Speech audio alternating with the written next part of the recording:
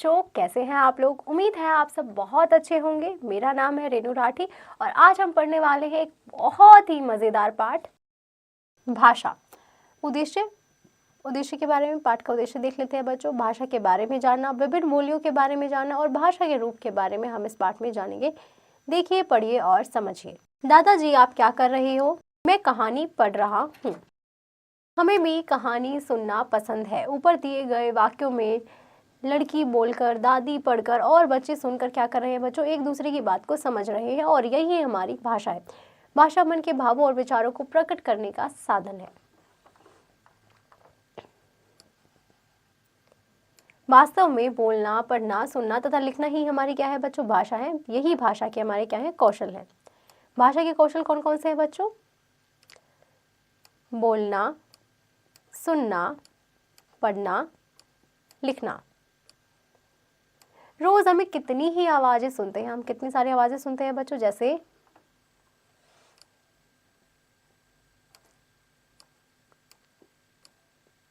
TV चलने की आवाज, मंदिर की घंटी की आवाज,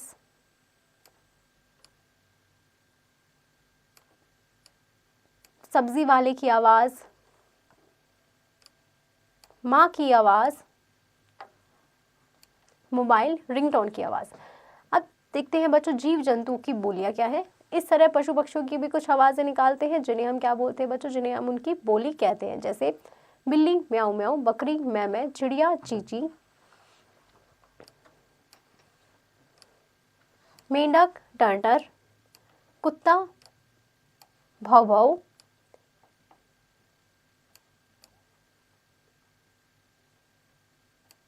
तोता टे टे। भाषा के रूप देख लेते हैं बच्चों।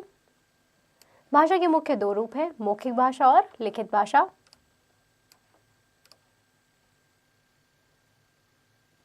मौखिक भाषा और लिखित भाषा।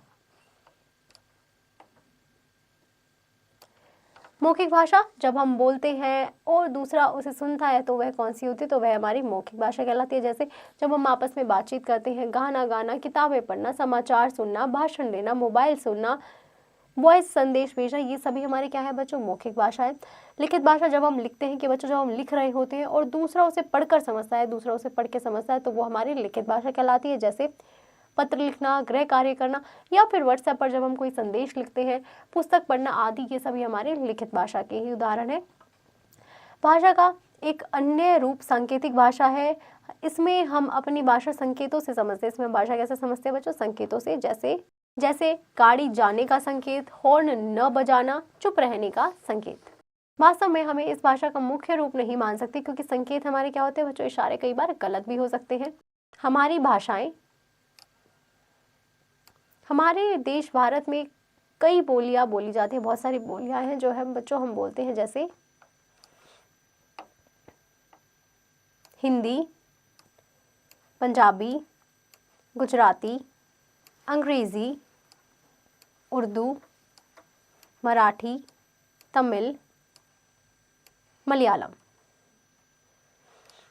हमने क्या सीखा बच्चों इस पाठ में?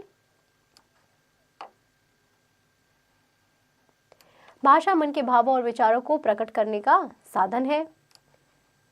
भाषा के हमारे दो रूप है, कौन कौन से बच्चों? मौखिक और लिखित भाषा। बोलना, पढ़ना, सुनना तथा लिखना, ये हमारे भाषा के चार कौशल होते हैं।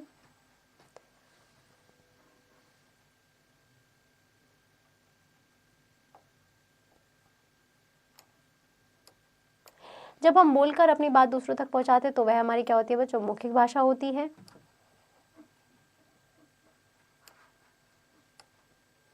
जब हम बात को लिखकर दूसरों तक पहुंचाते हैं तो वह हमारी लिखित भाषा होती है।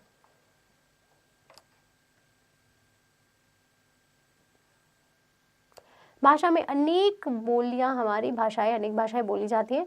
चलिए अब हम अभ्यास करते हैं। सोचकर बताइए, यदि भाषा न होती तो क्या होता बच्चों? हम एक दूसरे की बातों को, उनके विचारों को नहीं समझ पाते। आप अपने परिवार के सदस्यों के साथ किस भाषा का प्रयोग करते हैं वो आपको यहाँ बताना है। मेरी समझ, भाषा के कौशल पहचान कर लिखिए। यहाँ पे बच्चों आपको भाषा के कौशल पहचान कर लिखने हैं। पहला बच्चों सुनना, दूसरा बोलना, तीसरा पढ़ना और फोर्थ हमारा क्या है बच्चों? लिखना।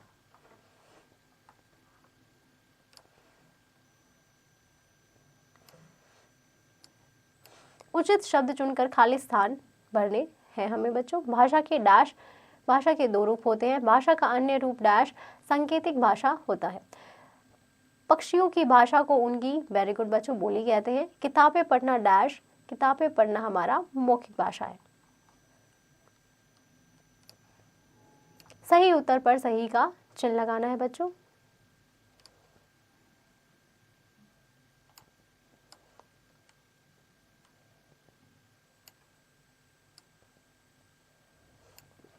भाषा के कितने कौशल है? वेरी गुड बच्चों, 4।